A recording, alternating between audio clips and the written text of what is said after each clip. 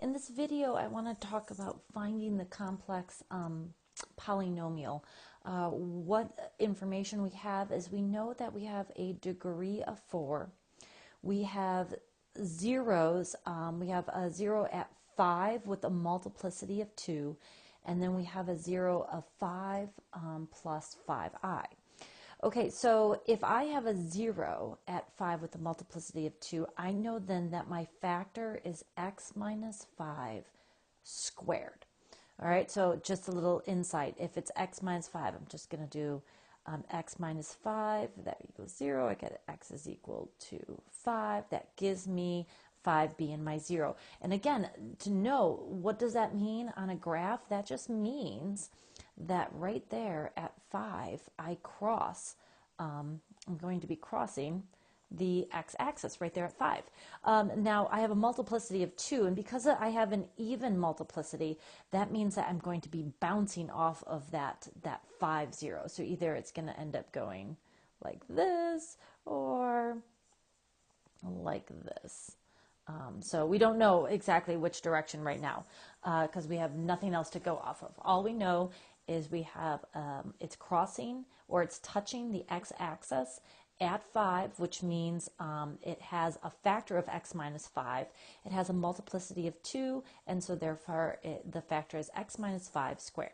Okay, what else do we know? Well, we know that we have a 0 at 5 plus 5i. Now, if that is a 0, that means that I had to apply the quadratic formula. So that means that I have x equals negative b plus or minus square root b squared minus 4ac all over 2a. So I would have to get this 0 after applying that quadratic formula. So therefore, if the plus is there, I can assume that the minus is there. So 5 minus 5i would also be a solution. So now I have my 4 zeros, which makes perfect sense because I have a degree of 4. So again, my zeros are 5 with a multiplicity of 2. That's my factor. And then I have 5 plus 5i and 5 minus 5i. So let's put it together. So let's have, I'm going to have to start writing small here. So I have x minus 5 squared, and then I have x minus, and using the exact same idea that I did here, x minus 5 plus 5i, and x minus 5 minus 5i. And don't let that confuse yourself, because if I said I had a multiplicity of 5, then x minus 5 is a factor. If I have a multiplicity of 5 plus 5i, then x minus 5 plus 5i is a factor. So just because it says 5 plus 5i doesn't necessarily, I mean, it looks a little messier, but it still would work as that factor. So now distributing it up, so I have an x minus 5 squared, and x minus 5 minus 5i, distributing that negative in, x minus 5 plus 5i. All right, well, now what I'm going to do is to make my life a little easier, I'm going to put parentheses around this. And the reason I'm going to do that is because I see that the minus and the plus. So that will help me in being able to FOIL this out, because I can apply that property that a plus b times a minus b is a squared minus b squared. So I can apply that. Okay, so looking at the x minus 5 squared, that's going to give me x squared minus 10x plus 25. And then this is going to give me an x minus 5 squared minus 25i squared. Again, applying this property. All right, so continuing along, that gives me an x squared minus 10x plus 25. And this is going to give me an x squared minus 10x plus 25.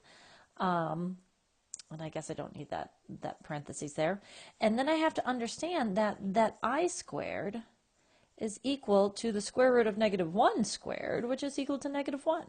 So if I plug in a negative 1 for that I squared, I get plus 25. All right, so x squared minus 10x plus 25, x squared minus 10x plus 50. So now I'm going to proceed to start foiling both of these trinomials out, which is a little messy. So, but we can do it. So we have an x squared times x squared, which is x to the fourth, and x squared times minus 10x, that's going to be a minus 10x cubed, and an x squared times 50 is plus 50x squared. I'm going to change colors here. So now I have a negative 10x times x squared, which is minus 10x cubed. Negative 10x times negative 10x is a plus 100x squared. And negative 10x times 50 is a minus 500x. Okay, so now this, the colors really do help. So 25 times x squared is plus 25x squared. 25 times negative 10x is minus 250x.